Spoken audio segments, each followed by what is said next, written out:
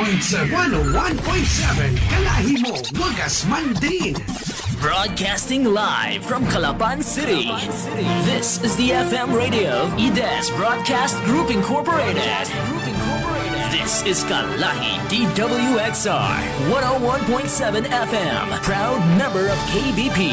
Kapisanan ng mga broadcaster ng Pilipinas.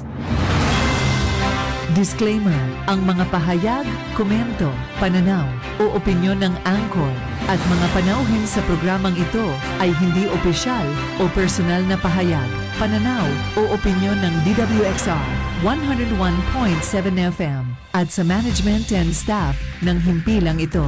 Disclaimer, the views and opinions expressed in this program are those of the speakers and do not necessarily reflect the views or positions of DWXR 101.7 FM management and staff. Narito na ang makabagong uri ng balitaan at talakayan sa radyo. Balita at talakayan. Balita at talakayan. Hihimay ng mga isya, talakay ng mga maiinit na usapin. Maglalahad. Punto por punto. Balita at talakayan. Tambalan, Sandy Soriano at Dom Lago. Alas 12 ng tanghali. Lunes, Miyerkules at Biyernes, kasabay ng inyong tanghalian. Balita at talakayan dito lang sa himpilan ng DWXR 101.7 Kalahi mo FM. Balita at talakayan.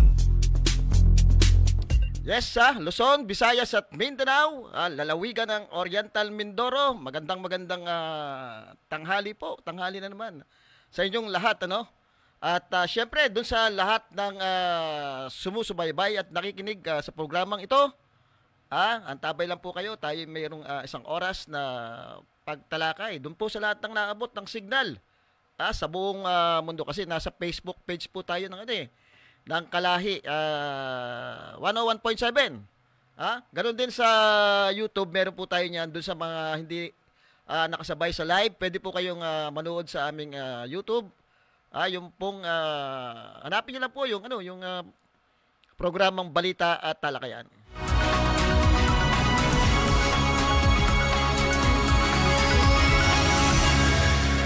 Salamat naman sa Panginoon, at medyo umiinit na ngayong araw na ito. Sana tuloy-tuloy, kawawa yung ating mga kababayan na talagang inabot ng baha. Mukhang hindi epektibo yung mga project na ginawang yung sa mga flood control, yung iba daw nasira bakit parang napakahuna naman ng mga pagkakagawa niyan. Sana ay maimbestigahan at milyong-milyong pera ang nagagastos diyan sa mga proyektong yan. Pero taon-taon ganun pa rin siguro hindi rin tama yung mga ginagawa diyan na mukhang nag-aaksaya lang tayo ng pera. Dapat siguro talagang may konkretong plano. At saka yung reforestation isama nyo. Do sa hindi lang yung dredging, hindi lang yung paggagabyon. Abay, pinagkakakitaan na lang siguro yung mga yan. Pero yung reforestation, siguro dapat po pagka isama nyo sa mga plano nyo. At hindi lang makakatulong sa ating kapaligiran, magbibigay pa yan ng malaking trabaho. Hindi lang doon sa ating mga kapatid na katutubo, yung mangyan na pwedeng gamitin ng ating gobyerno sa reforestation. Hindi lang sa reforestation, pagdating din sa agrikultura, pwede natin gamitin yan. Kumbaga, bakit sa Baguio nagagamit yung mga katutubo doon? Nakakapag-produce sila ng mga gulay. Ngayon, ang mamahal ng gulay natin. So, siguro ito yung dapat pagkatuunan kaysa doon sa mga dole out na pinamimigay na pera.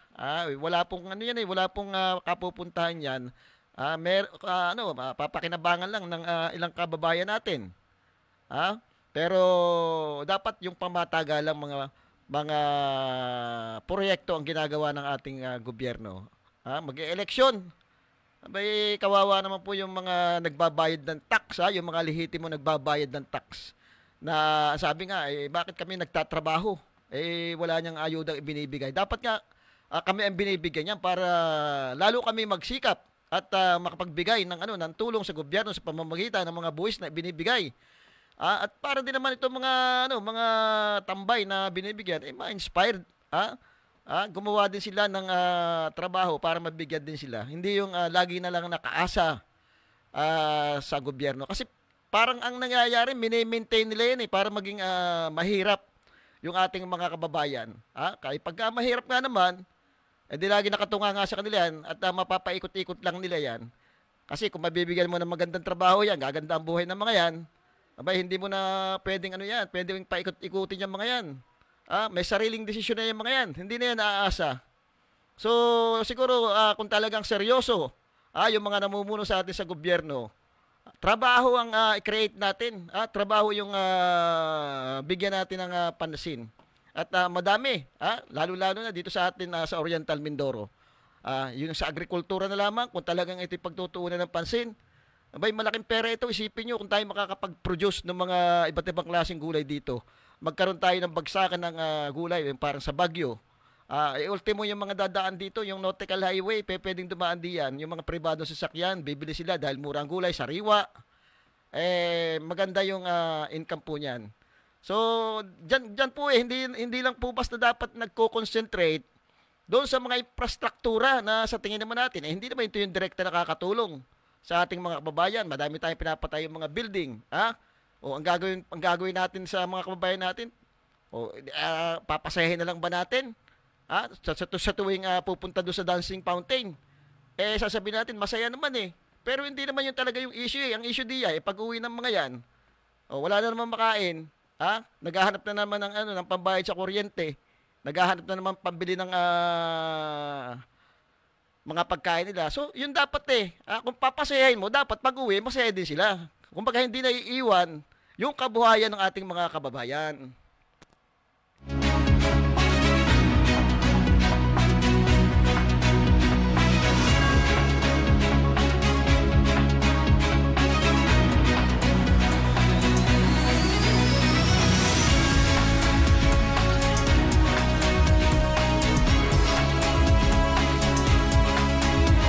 Binabati ko nga pala si dating Congressman at House Deputy Speaker Congressman Doyle Leachon na kayo tumatakbong mayor. Alam mo, nakakatuwa ito si Congressman. Talagang ito kahit naman nung ito ay tumakbong governor, napakaganda ng mga plataforma nito yung mga plataforma niya nung tumakbo itong governor. Ang plataforma niya yung sa kuryente. Unang-una may mga plano siya sa kuryente Kaya lang siyempre hindi pinalad. Ito yung mga problemang hanggang ngayon kinakaharap pa rin natin. Yung sinasabi nila na puro paninira. Tingin ko hindi na paninira yan. Taon na yan problema ng ating mga kababayan at nararamdaman niya, nakikita yung problema natin sa power supply. Napakadami pong laging nadalang project ni Congressman ni dating Congressman Doyle Leachon nung siya ay House Deputy Speaker.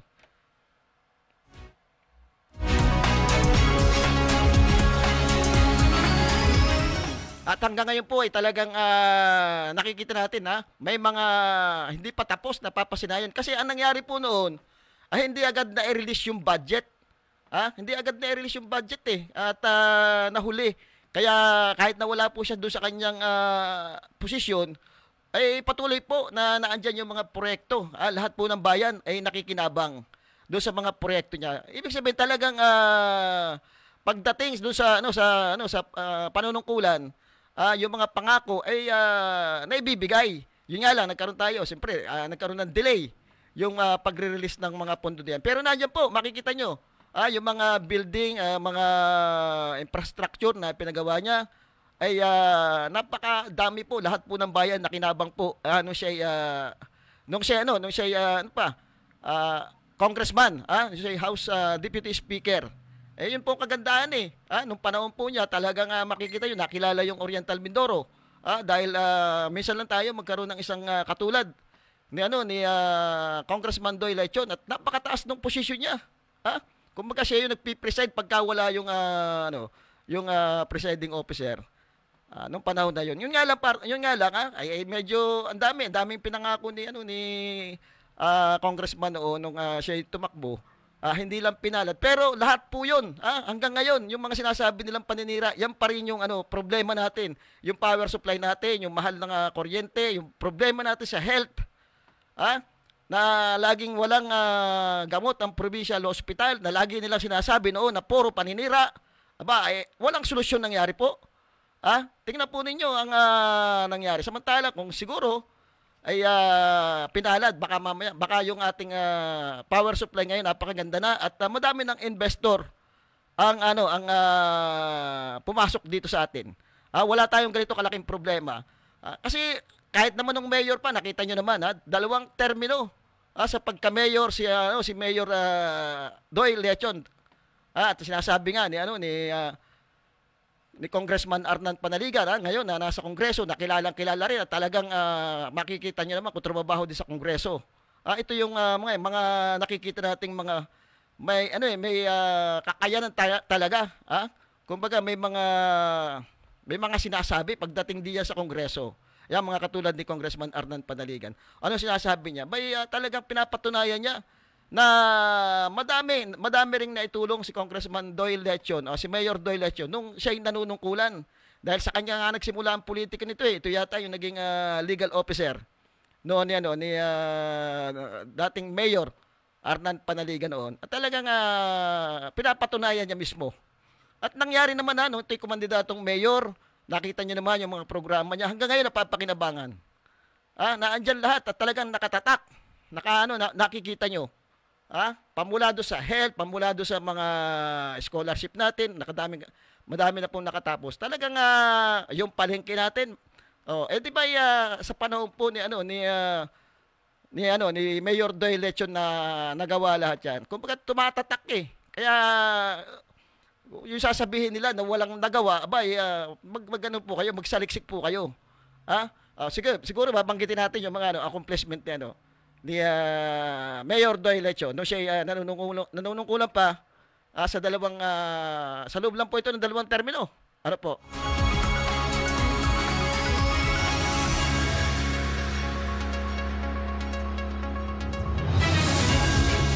Ito po yung mga natatanging programa ni Mayor Doyle Lechon. Doon siya nanungkulan ng 2 termino. Sa panahon po niya, kung makikita nyo hanggang ngayon napapakinabangan natin, nakatatak sa isipan ng ating mga kababayan. Sa panahon po niya, nangyari itong ating City College, yung pangarap na magkaroon tayo ng City College ay sa loob lang po ng 2 termino. Unang termino pa lang yata talagang yung concept niyan. Nangyari na yan yung City College, madami na po tayong natulungan ng mga kababayan natin. Yung mga kapuspalad na sinasabi nating walang kakayanang mag-aral, ngayon po yung nakatapos na. Ang dami na pong nakatapos dito, pamula po, lalo na po nung umupo po si Mayor Arnan, talagang ito sinuportahan ng todo yung ating mga kababayang walang kakayanang mag-aral. Yung yung orange card, yung orange health card program, ng sponsor yata nito, kung di ako nagkakamali, ay si Consel Idel Ilano. Sa panahon po nila ito nabuo yung konsepto nito. Malaking tulong po ito, lalong-lalo na diya sa ating provincial hospital, na talagang yung mamahirap nating kababayan halos mamalimos diya sa gamot na minsan wala nang maibigay. Ito pong orange card nito, talagang nangyari po ito. Sa concept po ni Mayor Doyle Lechon, nung siya mayor pa po. Kaya po tayo ngayon merong health card na bagamat ito nag-iba-iba ng kulay, itong health card na ito ay nagmula po ang konsepto nito sa panahon po ni Mayor Doyle Lechon. Yung sinasabi po natin, yung Calapan Public Market po natin, na napakaganda po niyan. Talagang isa yan sa naging proyekto. Dahil nakikita siguro nung panahon na yun, talagang hindi maganda yung ating kalagayan, ang ating palengke. Naipatayo po natin ang isang makabagong public market. Sinasabi nung iba, bakit daw nasa taas yung wet market? Sa pagkakaalam ko po, kahit sa ibang bansa, ganyan na po yung mga design. Nilalagay po talaga sa taas yung mga wet market. Yan po at wala pong problema yung ating mga manininda diyan. Lahat po yan, malinis po yan. At nakikita nyo, gumagalaw at umaandar na maganda yung ating ang tawag ito, yung ating escalator. Wala pong problema yung mga manininda. Unlike ngayon, di ba nakita nyo naman na nagkaroon ng nagkaroon po yan ng mukhang hindi pagkakaunawaan diyan sa palengke noon dahil itong mga manininda ay bumaba na. Bumaba na po, doon na nagtitinda sa labas dahil nga ay wala nang umaakyat eh. May mga nagtitinda sa bawat barangay ng ng mga isda, mga gulay. So, ano pang gagawin mo doon sa palengke sa taas? Kung ako yung mamimili, doon ako bibili sa sa mga mga nasa labas. Hindi na ako aakyat, hindi na ako mahihirapan. At dadaan na lang ako. So, isa sa naging problema diyan ng mga maninda yung ganung problema na halos wala na daw bumibili sa kanila. Kaya ito inilapit nila. Pero hindi natin alam kung ito nasolusyonan itong problemang ito, pati yung pong problema natin sa escalator na mukhang wala nang naging solusyon dito. Ito pa ginastusan pa rin ng ating city government. Sinubukan namang ipagawa po ito at gumastos tayo ng siguro malaking pera din ginastos diyan sa pagpapandar uli ng escalator natin. Pero ilang araw lang po ilang araw lang po ay talagang nasira na naman po ito ating escalator. Hanggang ngayon ay parang hindi na nasikaso. Ang tingin ko nga dapat dito dapat ito may warranty. Kung yung electric pan niya pagka nagpapagawa ka may warranty ito pang malalaking perang involved dito. So hindi na, parang yung contractor dito hindi na bumalik yata. Natagalan na at pinabayaan na itong ating escalator. Kumbaga yung problema ng mga taga-palengke diyan mukhang tinanggap na nila tinanggap na nila at nag-aantay na lang sila ng isang malaking pagbabago.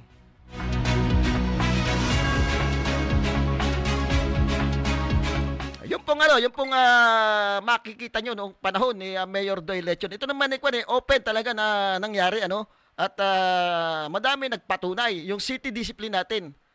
Makikita nyo napakalinis ng palengke natin. Hindi lang yung palengke, yung San Vicente talagang bawal tayong magtapo ng mga basura diyan. Yung pedestrian lane natin talaga namang pag ikaw ay hindi diyan tumawid at kung saan ka tumawid, maaari kang hulihin. Noong panahon na yon, nakikita yung disiplina yung kalinisan. Madami nagagalit nun Pero nung nakita nila yung resulta nung programa, napakalinis at napakagandang tingnan, ay madaming natuwa po. Ultimo po yung mga bakasyonista natin, yung mga turista, tinatanong kung sino yung mayor, nakasalukuyang mayor ng panahon na yon. Magaling daw yung mayor na yun. At yun ang isang patunay na ultimo yung mga bisita natin, na hindi naman taga rito, nakikita nila yung malaking pagbabago nangyari.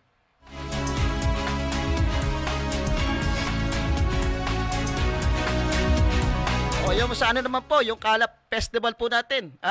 Yung Kalap Festival po natin, nabuo din po yan sa panahon ni Mayor Doyle Lechon. Alam niyo, wala tayong sineselebrate ng mga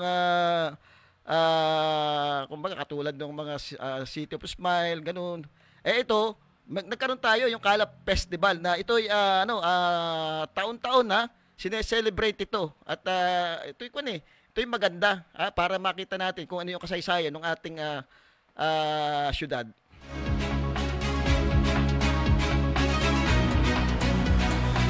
Siyempre, nung 2010 kung matatandaan nyo nung 2010, nag-number 1 yung nagtap tayo sa most competitive cities of the Philippines. Isipin niyo 'yun ito yata unang termino pa lamang ni Mayor Doyle Lechon. Yung 2010. Ay naging most competitive cities of the Philippines tayo. Isipin niyo ito ba kaya niyo sirain yung ganitong pangalan? Baka hindi kayo papaniwalaan. Anong sasabihin niyo puro mga wala doon sa mga accomplishment. Dapat kung tatalakay kayo o kaya bibigay kayo ng mga paliwanag, siguro mas maganda ipaliwanag niyo na lamang kung ano yung mga accomplishment ng inyong mga pinagtatanggol. Kaysa doon sa pupunta pa kayo doon sa mga personal na usapin. Hindi po maganda 'yon doon lang po tayo sa mga issue. Ang kailangan ating kumbaga kung may mga accomplishment tayo, pangalandakan natin at kung tingnan natin kung yan ay tatanggapin ng ating mga kababayan.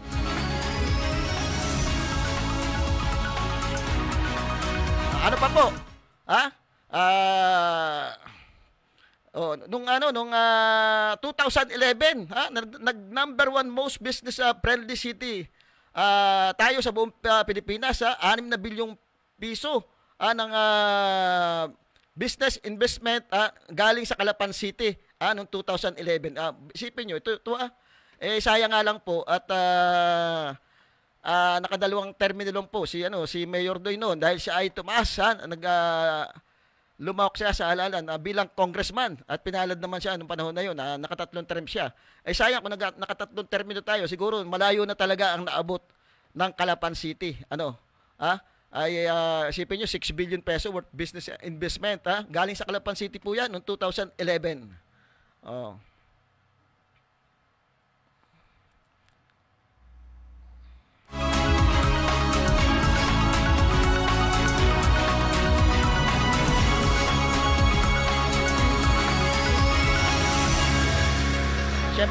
Siyempre dahil po diya sa mga accomplishment po niya, sa dami po ng accomplishment niya, ginawaran po siya ng award, yung 10 Outstanding Young Men of the Philippines sa larangan po ng serbisyo publiko. Bibihira po na bibigyan yan sa buong Pilipinas, yung 10 Outstanding Young Men sa buong Pilipinas. Kaya doon pala makikita niyo yung galing. Galing talaga ni Mayor Doyle Lechon pagdating sa serbisyo. Makikita nyo talaga na ginagampanan niya yung kanyang mga tungkulin. Ang sabi nga ay action man. Pag may problema, hindi na yan pinapatagal. Ina-actionan yan yung mga problema. Kumbaga may problema ang mga magta-tricycle, hindi pinapatagal yan. Hindi pinatatagal yung may mga problema na yan. Sinusolusyonan yan. Kung may problema ang mga senior citizen, ginagawan po ng solusyon agad yan. Kasi kailangan talagang solusyonan agad yung mga problema. Dahil kung di po natin susolusyonan yung mga yan, tatagal yan, magre-reflect po din sa ating panunungkulan yung mga ganyang bagay.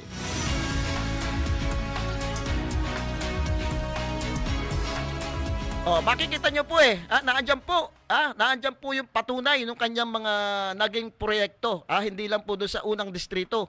Makikita mo nyo po yung talagang sa dami ng proyektong nagawa niya. Kasama na po dyan yung mga barangay hall, yung covered court, yung mga evacuation center, yung daycare center, yung senior citizen building, school building, co-op building, health center, legislative building, yung ABC hall, mga road concreting project, tsaka yung seawall na ginagawa pa, ongoing pa rin yan hindi pa rin naman tapos yan pero napakaganda po niyan pagka nagawa yung seawall natin dahil pwede po diyang mamasyal yung ating mga kababayan. Although may mga part po na talagang gawa na yan. Yung bridges and flood control project.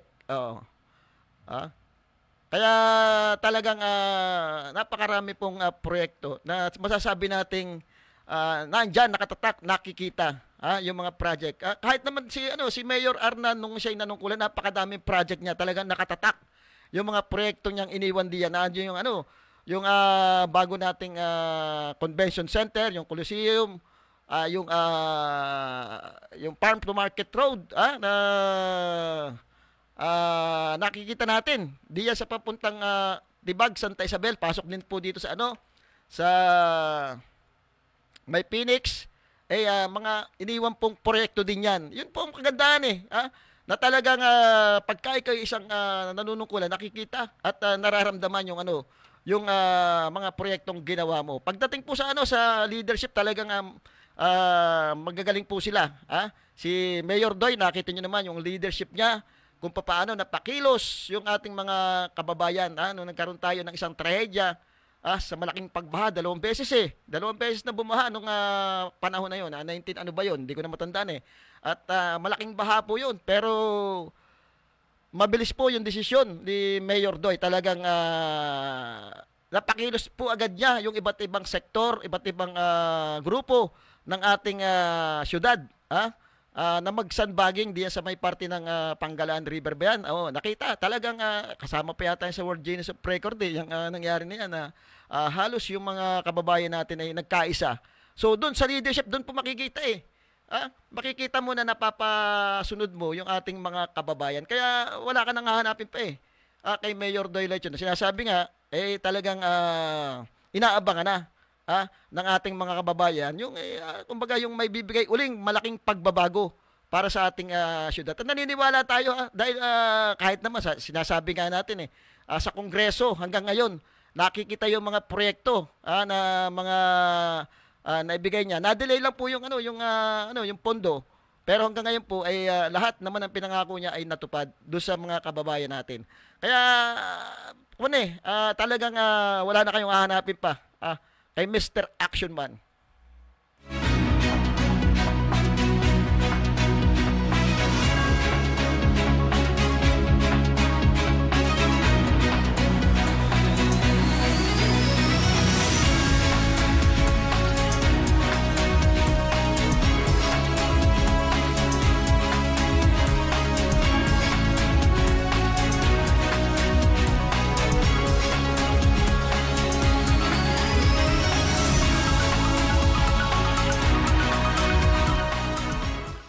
Okay, binabati natin si Konsehal Popong Ortega na kasalukuyang tumatakbo bilang ama ng bayan ng Victoria. Alam niyo po si Konsehal Popong, hindi na ito bago yung pamilya nila sa politika. Ano pa po yung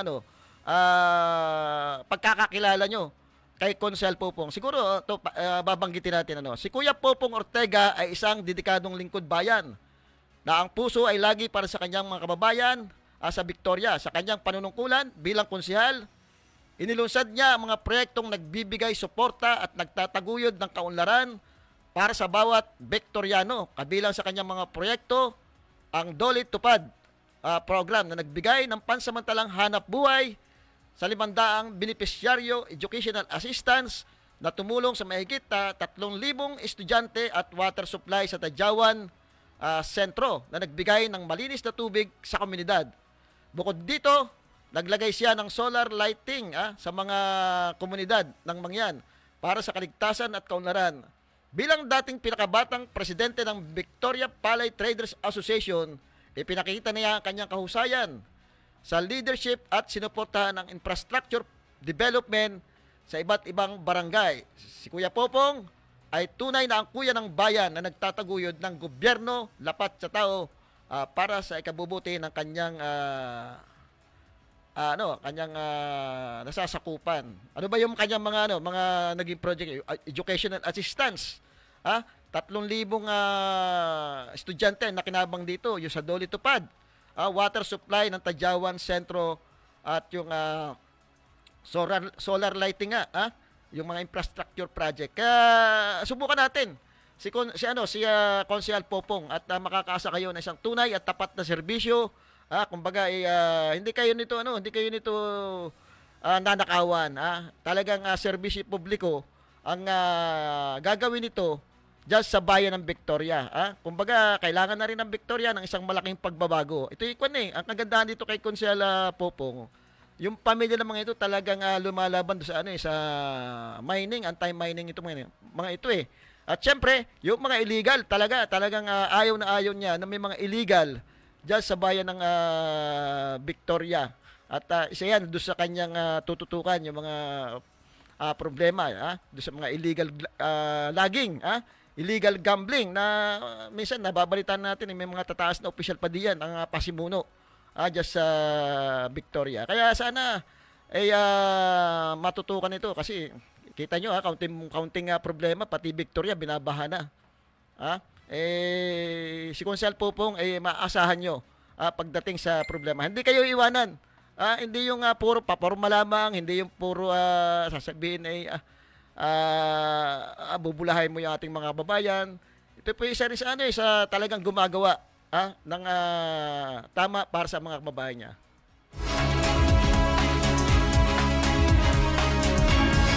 Anyway, binabati po natin si Congressman Arnan Panaligan. Alam niyo si Congressman Arnan Panaligan naka-recess po ngayon ang ating kongreso. Pero talagang busy-busy po siya at pinupuntahan po yung ating mga kababayan. Siguro lalo na binibisita siguro ngayon yung mga inabot ng baha. At tinitingnan kung paano matutulungan itong mga ito.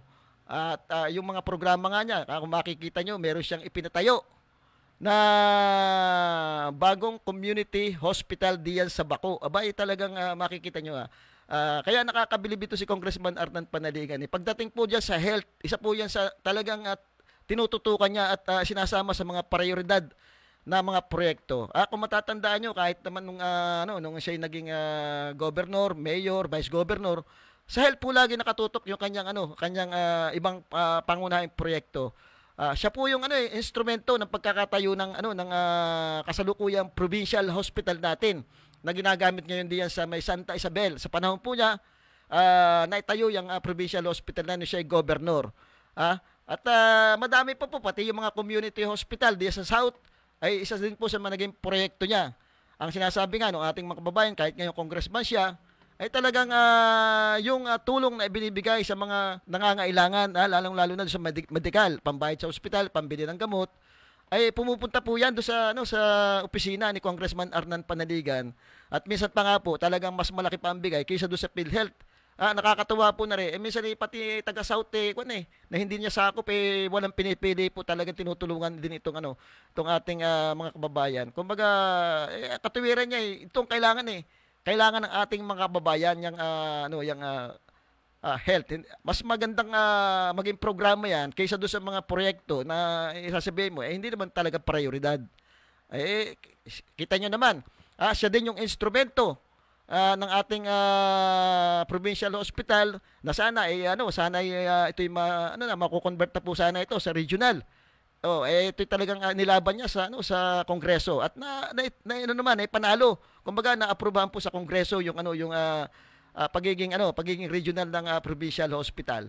Kaya lang pagdating sa Senado, nakakapagtaka po, humabol po ang provincial government at mukhang may iba silang version. Doon sa version nila mas mabagal aabutin pa uli ng 7 taon daw bago may patayo yung provincial hospital. Kasi ang gusto nila ay itong dating provincial hospital doon sa bundok. Sa tingin naman natin, mukhang hindi naman strategic yung lugar niya yun may problema pa, yung deed of donation, wala pa rin naman daw hanggang ngayon. So, isa pa dong hahanapin pa, yung pondo. Kasi nga, bilyon ang gagastusin pagpapatayo pa ng mga building. Infrastruktura na naman yan baka meron na namang alam mo, pag infrastruktura pag-uusapan talagang naandyan yung pera di ba? Kaya mas maganda na itong ating kasalukuyang provincial hospital ang ma-convert into regional. Unang-una, strategic ng lugar. Naandyan at hindi masyado matraffic doon sa lugar rin. Pangalawa, dadagdagan na lang yung mga doktor diyan. Yung mga gamot, dadating na lang diyan. Yung mga medical facilities na andyan na. Yung mga doktor diyan, may matutuwa yan dahil unang-una, magagamit na, alam mo, magagaling yung doktor natin dyan, mga espesyalista So, ang naging problema nila dyan, pag walang gamot, kahit anong galing mo sigurong doktor dyan, pag wala kang gamot, hindi gagaling yung pasyente mo.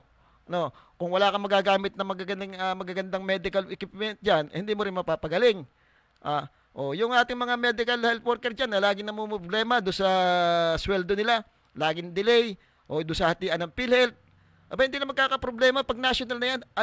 Adbentahe po para sa ating mga Mendoreño na ma-convert na yan. Kaya yung lagi nga natin panawagan, sana aprobahan na ni Governor Bons Dolor na yan na. Yun din naman sinasabi ni Secretary Herbosa. Kung bibigay nila yan, mas maganda dahil operational na yan. Dadagdagan na lang natin ang mga gamit yan.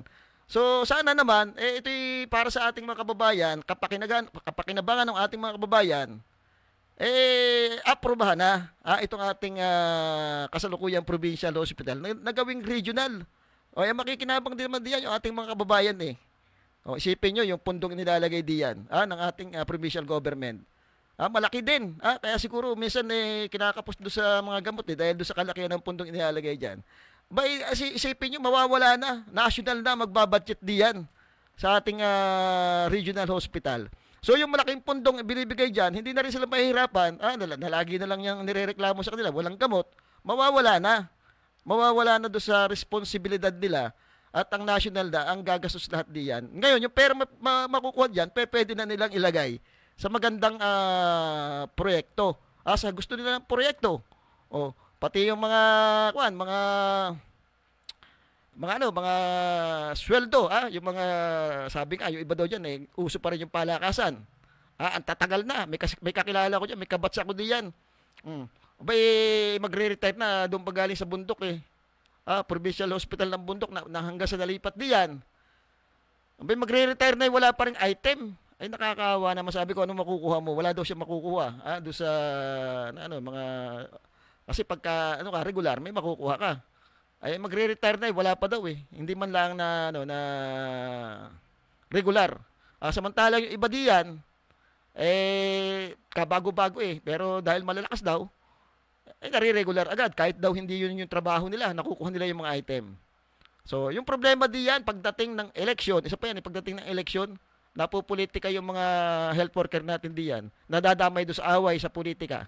Pagka regional na yan, wala na silang pakialam kung maglaban man kayo, kung sino man kayo diyan sa sa politika, kung ano ng partido nyo diyan, bahala na kayo diyan, basta kami aasikasuhin namin yung kalusugan ng ating mga kababayan. Yun ang kagandahan diyan sa ngayon kasi hawak yan ng local government. Kaya may nangyayaring kumbaga yung problema natin ngayon na nararanasan, epekto po yan dahil yung local government po natin yung humahawak diyan. Makikita nyo pagdating po dyan sa health talaga, nakakabilib kay si Congressman Arnan Panaligan. Yan po yung talagang hindi niya iniiwan yan yung mga ganyang programa. Makikita nyo hindi katulad dito sa atin, talagang aliwin mo na lamang yung ating mga kababayan. Sabi nga maganda, pag gutom ka, pupunta ka doon sa dancing fountain, baka sakali malunasan yung gutom mo. Lilibangin mo na lamang yung ating mga kababayan, pero yung problema naandun. Yung problema nila na laki ng problema sa provincial hospital, mahal ang bilihin ng pagkain, walang trabaho yung ating mga kababayan, hindi nabibigyan ng pansin.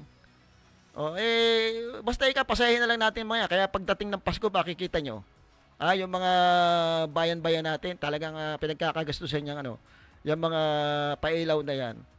Pero walang programa doon sa mga kababayan natin pagdating sa trabaho, pagdating sa agrikultura, na sana yun mas makakatulong, wala silang programa. Basta pasahin nila ngayon natin yung mga, total pag pasahin mga yan, boboto pa rin tayo. Maging matalino po tayo sa pagpili ng ating kandidato ngayong darating na eleksyon. Tingnan natin katulad din ni Congressman Arnan Panaligan, magaling talagang magaling kasi walang humamon pagka ganyan talagang walang lumabon, ibig sabihin ginawa yung yung mandato niya, ginawa yung tungkulin niya ng maayos, nakapagdala ng madaming proyekto dito sa atin at kita niyo naman kilalang-kilala sa nasyonal. Ilang bang komiteng hawak yan? 13. Pagdating doon sa mga magsasaka, mahal na mahal niya magsasaka, lagi niyang pinagagalitan yung Department of Agriculture. Sinisita, bakit hanggang ngayon wala pang programang maganda para sa patuloy pa rin yung importation natin. Ganyan sana yung mga politikong hahanapin natin. Yung kay Congressman Arnan Panaligan, kay Mayor Doyle Lechon, kita nyo yung proyektong mga ginawa niya, nakatatak, lahat na andyan, hindi po katang-isip, hindi kumbaga hinabi lamang sa kasinungalingan. Nakikita natin yung mga proyekto, track record din, napakahalaga po niyan. Kaya maging matalino po tayo sa pagpili. Sabi nga, yung pag pumili ka ng isang kandidato, nagre-reflect sa pagkatao mo, sa personalidad mo. Kung pinipili mo mga magnanakaw, kahit tamad, wala namang ginagawa. Hindi kumbaga, tatlong bagay lang yan Maaaring nakikinabang ka doon sa tao na yan. Maaaring hinahayaan mo lang yung ganung sitwasyon.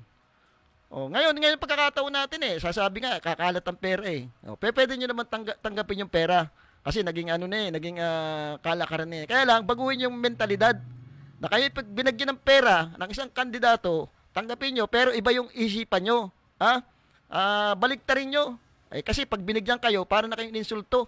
Parang ang tingin-tingin sa inyo, napakaliit na ng isang kandidato. Dahil doon pa lang sa 500 na ibibigay sa iyo, kumbaga hinamak ng pagkatao mo. Bawian mo. Pagdating mo doon sa presinto, iba yung isulat mo. Makabawi ka man lamang. Ay, kasi parang hinahamak na yung pagkatao mo eh. Ganun po dapat ang maging mentalidad. Hindi naman nila makikita yun eh. Pag natalo yung mga yan, wala na. Sino ba nga hahabulin nila? Hindi naman nila mahahabol kung sinong hindi bumuto sa kanila eh. Ganun po dapat yung maging mentalidad. Kasi yung binibigay sa inyong pera, mas malaki po ang kukunin yan. Mas malaki po ang babawiin niya pag nakaupo na po yung mga yan.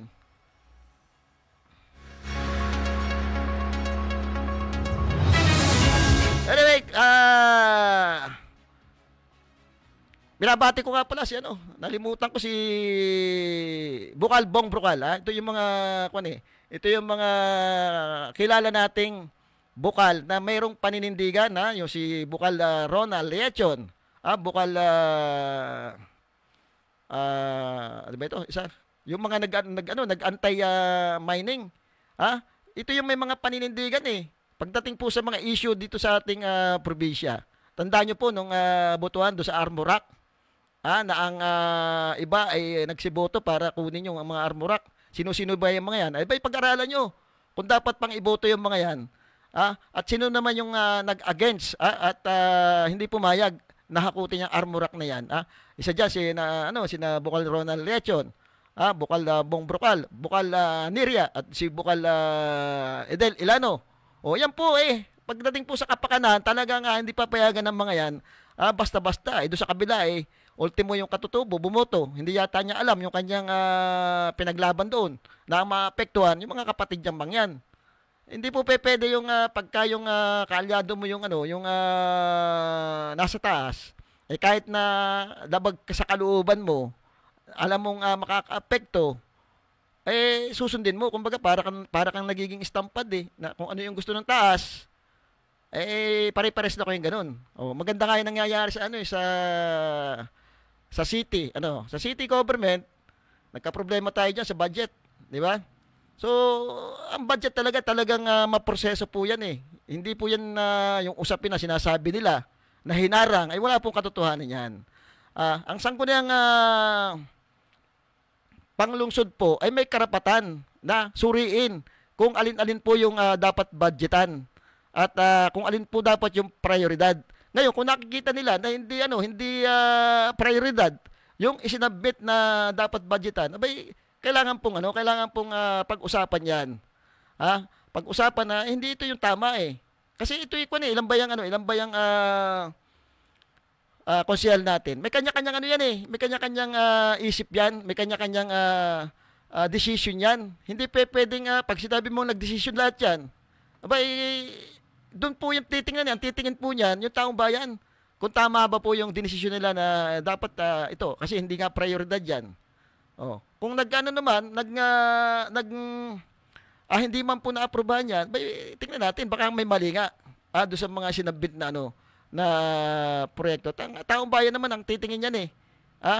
Kung baga titingnan nila, naging maayos ba yung ating sangguniang panglungsod o binantayan lang nila yung kaba ng ating bayan. Kasi kailangan sila yung elected din sila eh. Inelect sila ng mga tao. Sila yung kumbaga representative nila diyan sa city government. At ang trabaho nila diyan, bantayan din yung kaba ng bayan. Hindi usapin niya ng politika eh. Hindi usapin niya na sasabihin mo porke partido naman ito eh. Kung titingnan niyo yung iba diyan ay dati rin naman kaalyado ng kasalukuyang liderato diyan sa city.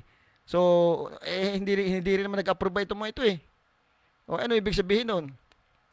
Di ba? Maaari siguro nakita nila na talagang dapat merong mas prioridad na pagkakagastusan ang ating syudad.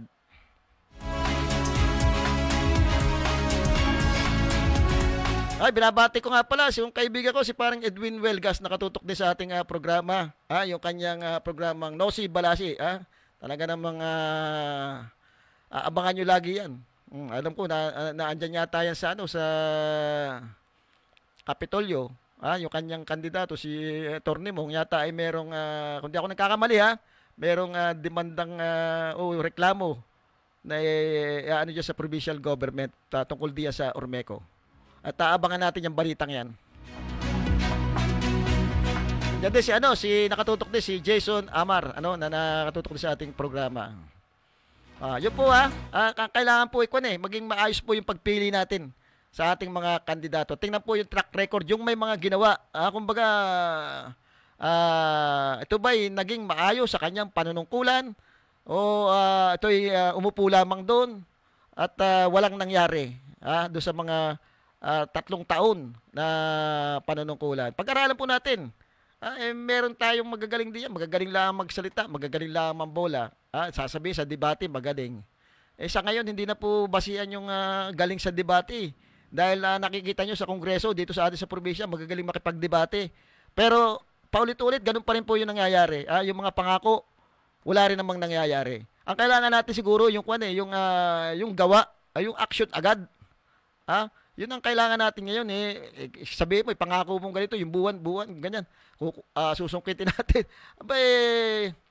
Mukhang di ba, nangako ang presidente na 20 pesos, wala ring nangyari. Napabilib yung ating mga kababayan. Kaya maging mapagsuri tayo doon sa mga pinapangako. Yung programa natin sa power supply, di ba, tagal na yan. Hanggang ngayon, wala pa ring solusyon dyan sa power supply natin. So, maging mapagsuri po tayo. Tingnan natin yung track record. Ano bang nagawa ng mga ito? Ito ba'y karapat-dapat doon sa kanilang katungkulan? Ay napakaganda po na. Yun doon sa mga bagong aspirante naman, tingnan nyo din naman po. Kasi wala pa namang record ng yan. Pero tingnan nyo yung pagkatao ng mga yan. Taga-sambayan mga yan. Kaya magtanong-tanong kayo, sino ba yan? Ano bang pwedeng maging programa niyan? Tingnan nyo din, maayos ba ang pamumuhay niyan? Kumbaga, wala bang kaaway na kapitbahay yan? Hindi ba nang-aagrabyado? Para makita nyo, kumbaga magkaroon kayo ng social investigation sa mga baguhang kandidato. At baka naman sakali, may magagawa yung mga yan. Lalo na, napakaraming problema natin dito sa probinsya natin. Sana kung sakasakali may papala rin din. Sinasabi nga ni Congressman Arnan Panaligan, dapat merong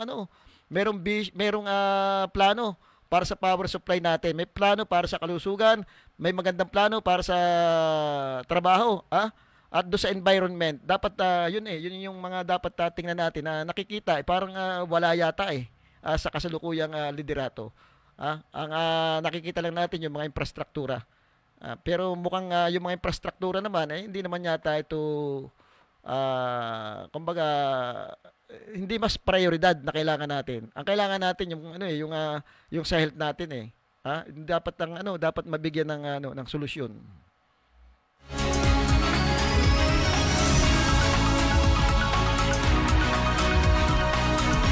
Okay, meron lang po tayong ipi-play tungkol po doon sa isang deliberation na nangyari tungkol po doon sa extension limit ng mga barangay chairman, sanggunian at saka ng SK. Ito po may bill na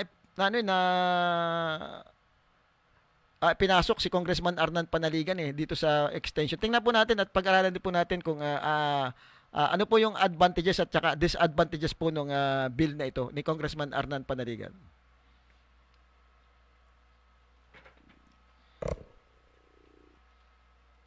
Mr. Speaker. Panaligan, sir, ba recognized? Yes, Mr. Speaker. Well, yung tanong ng ating kasama from Kabataan Party List ay bakit hindi i-apply ito sa susunod na batch ng mga mahahalal na barangay officials, pwede rin. Pero pwede rin namang i-apply yan sa kasalukuyang batch ng barangay officials at SK officials na nahalal no October 30, 2023. Wala naman ako nakikita bilang sponsor na violation ng saligang batas kung ating i-applyan sa current batch of barangay and sangguniang kabataan elections. After all, malinaw naman na nasa saligang batas na ang kapangyarihan na mag-fix ng term ng barangay at sangguniang kabataan officials ay nakalagak sa Kongreso. Yun ay malinaw. So ito isang policy decision na nasa discretion ng Kongreso sapagkat sa atin ibinigay ng saligang batas ang kapangyarihang palawakin o i-fix, itakda ang termino ng mga barangay at sangguniang kabataan officials. Yes, Mr. Speaker, yan po ay that's in line with what's in the Constitution. Halimbawa, kung term ng mga members ng House of Representatives, kung sa Constitution, fixed po talaga yan na nakalagay 3 years. Pero kung sa barangay officials natin, ay pinaubaya po yan sa Kongreso. Depende sa ano man yung magiging batas. Nonetheless, Mr. Speaker, kung ano man ang magiging mga ang batas natin in line with the term and even the functioning of our barangay and SK officials, tingin ko po kailangan pa rin na in line yan sa ano rin ba ang konkretong kalagayan ng ating mga barangay and SK officials. Given, Mr. Speaker, na kung gusto natin ng efficient na serbisyo mula sa kanila, edi dapat din, kumbaga, kung meron tayong contract, Mr. Speaker, sa kanila, kung yun nasa kontrata nila 2 years, tapos assuming lang, Mr. Speaker, na kung gusto natin maging consistent, kasi yung iba before 3 years, so kung meron mang ganong tipo ng adjustment. Pero something as drastic, Mr. Speaker, na bigla lang parang one-sided na ipapa-extend natin sila ng 6 years, kahit po sabihin natin meron naman talagang mga handa na maglingkod ng ganong katagal, pero we can't expect or we can't even compel na lahat, Mr. Speaker, ay hinanda yung kanilang mga sarili for that.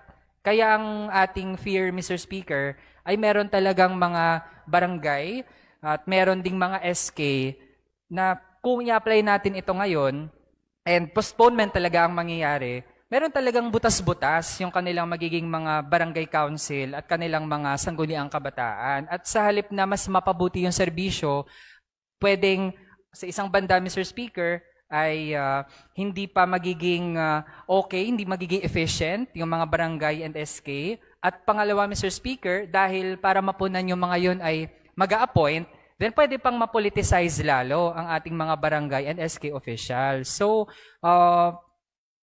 how can we possibly deal with that, Mr. Speaker, given ang ganong looming possibility? Kung i-apply ito ngayon sa mga incumbents? Well, Mr. Speaker, nakikita ko naman ang punto, ang pananaw ng ating kasama mula sa Kabataan Party List.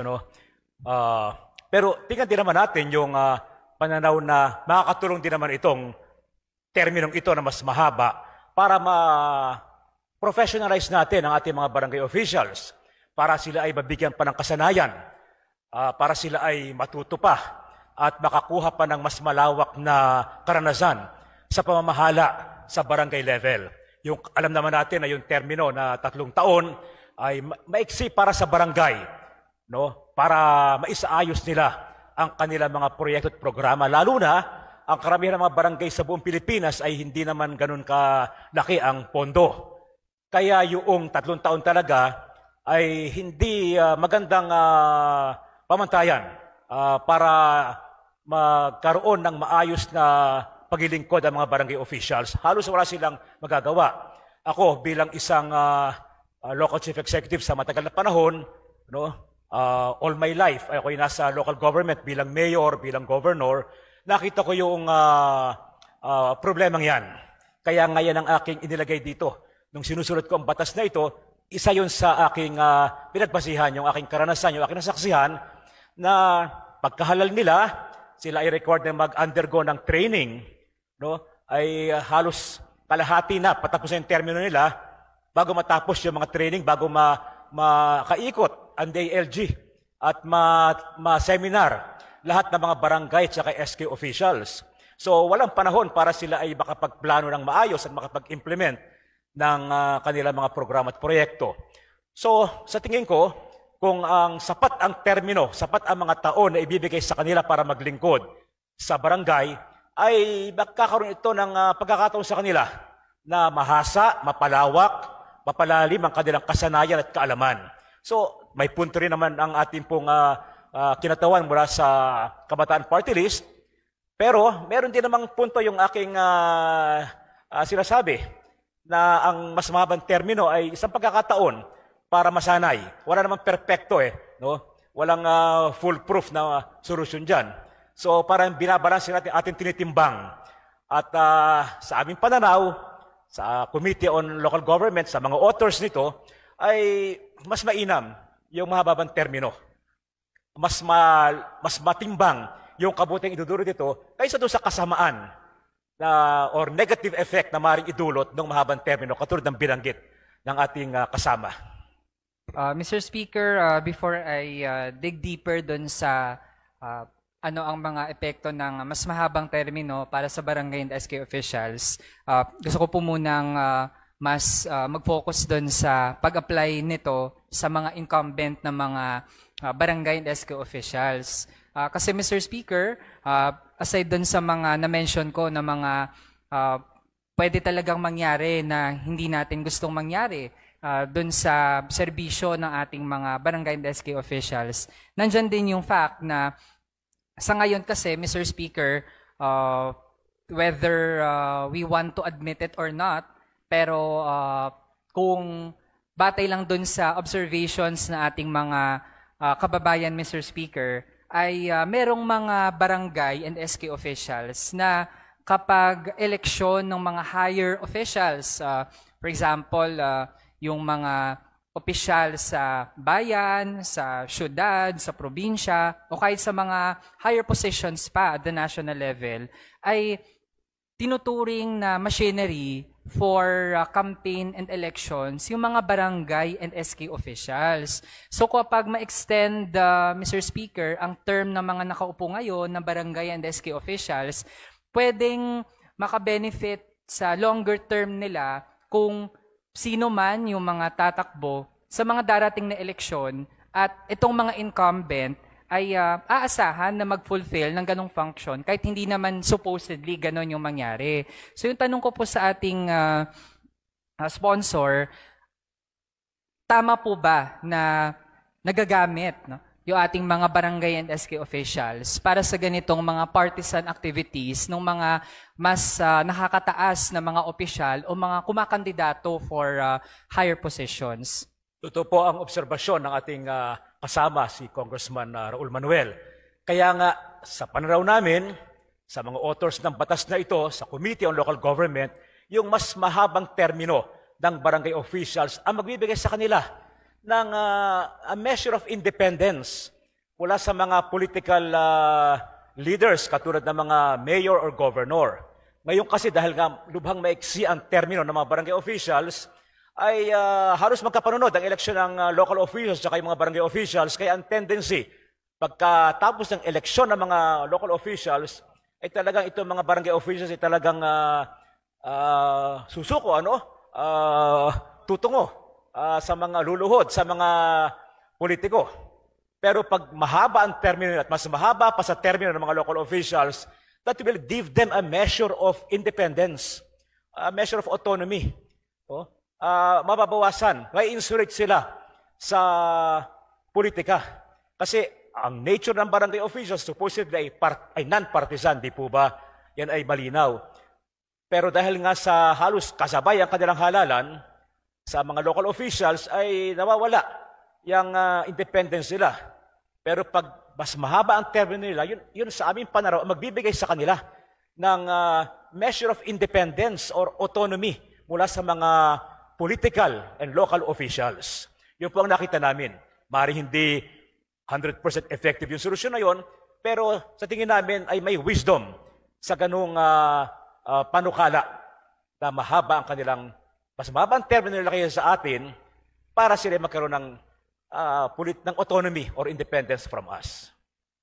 Mr. Speaker, nabanggit din kanina ng ating kagalang-galang sponsor na pwedeng magresulta sa mas maayon sa serbisyo itong mahabang termino dahil kapag maikli lang, like 3 years, ay walang masyadong mapufulfill.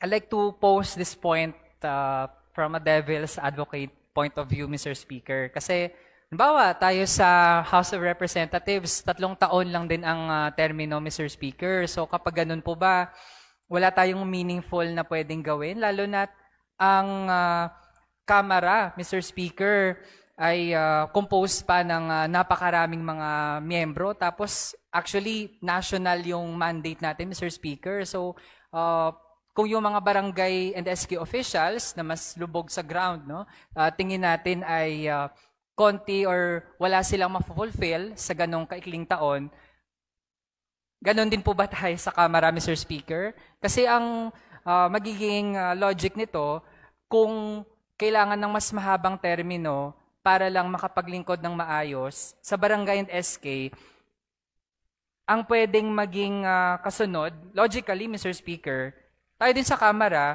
habaan din yung termino para masabi natin na meron tayong maayos na serbisyo. Ganon ang magiging implication nun, Mr. Speaker. So ano pong tugon ng ating sponsor? Well, Mr. Speaker, hindi po ako sang-ayon doon.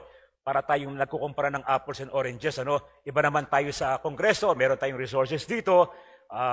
We have to admit na iba ang antas ng barangay officials sa mga naroon sa Kongreso at mga governors and mayors, mas malaki yung ating bürokrasya, meron tayong professional organization, ang ating pinamumunuan, whether City Hall yan, Capitol, or dito sa Kongreso. Pero yung barangays, ay sad to say, mas limitado ang kanilang ira, ang kanilang budget kaya sa atin. Kaya sa panarungan namin, mas kailangan nila ang mas mahaba na termino.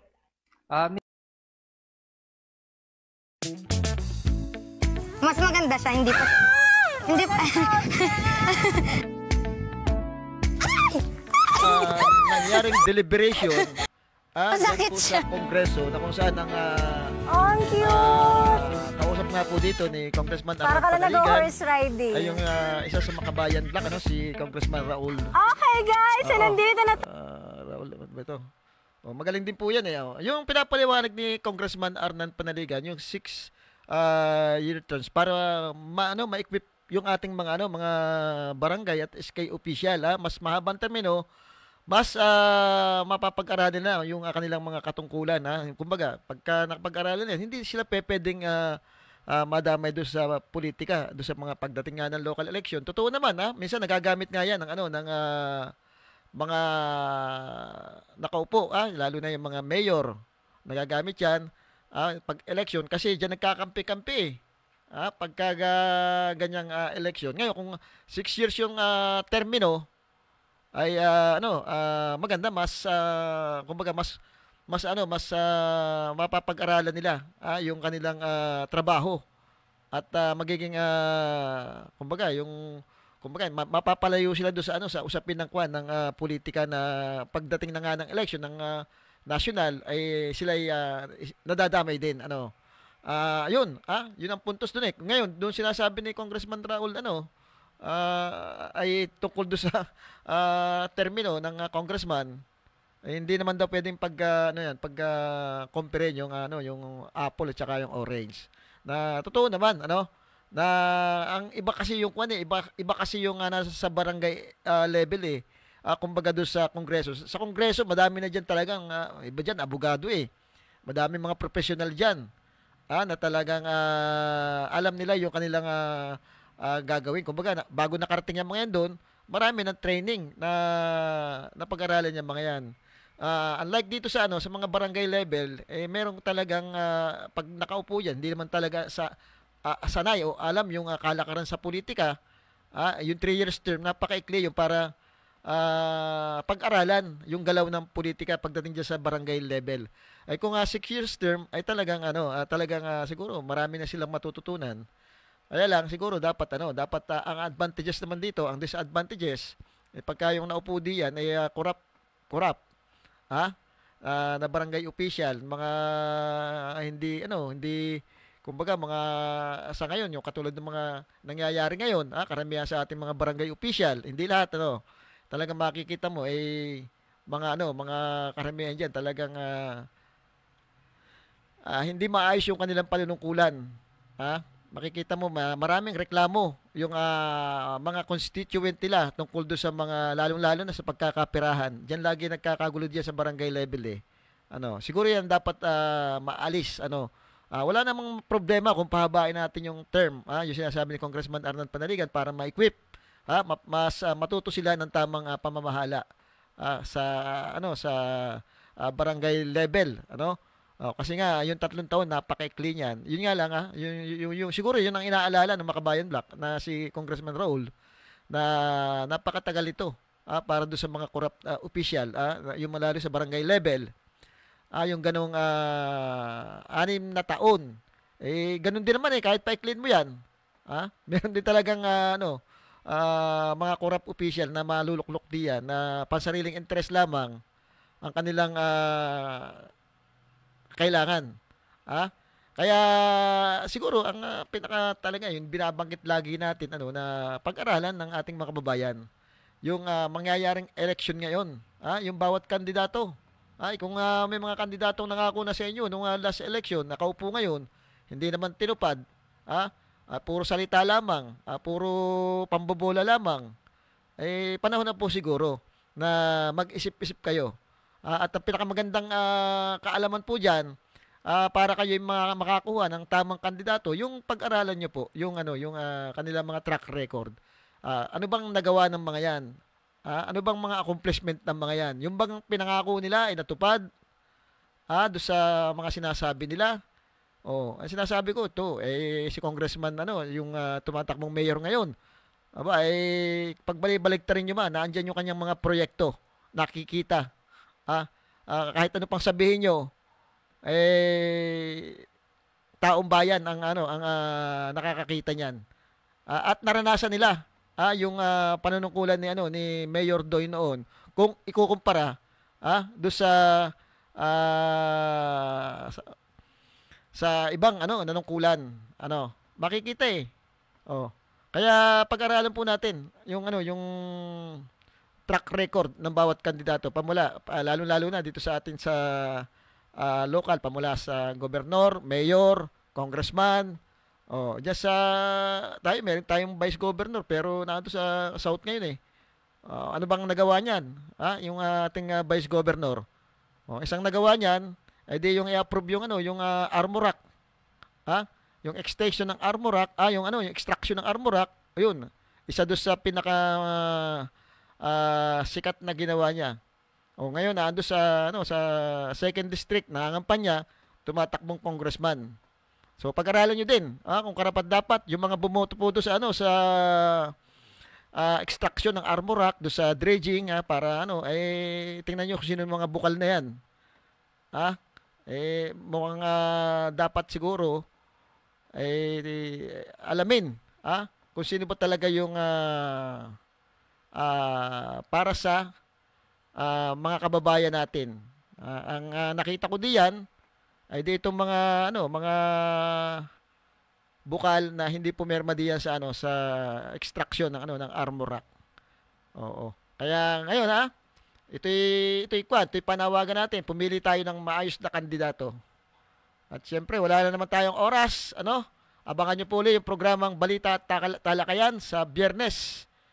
Talakayan naman natin itong political dynasty. Meron ito sa atin sabi hindi daw political dynasty. Anong masasabi mo doon sa hindi lang naman dalawa, ilang pamilya yan natakbo sa iba't ibang posisyon.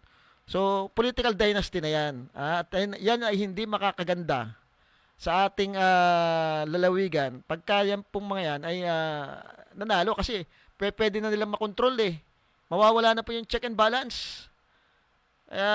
Tingnan din po natin yung mga tumatakbo, lalo na yung mga pamilya na. Pag-aralan po natin kung dapat ba nating iboto yung mga yan. Siyempre, yung track record, tingnan po ninyo. Muli po, Sandy Soriano, ang inyong nakasama ngayong araw na ito.